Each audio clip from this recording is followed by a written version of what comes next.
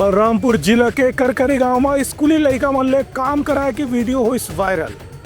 शिक्षा अधिकारी मन जांच के दिन आवे आश्वासन, पालक मन के शिकायत के बाद हुई सब ये कार्रवाई।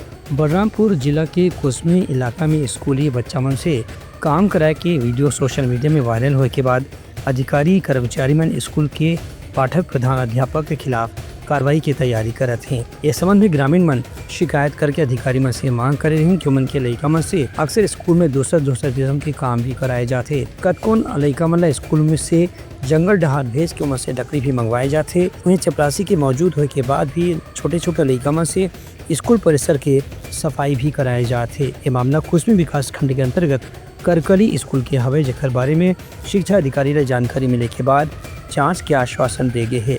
ब्यूरो रिपोर्ट, उतलंघा न्यूज़।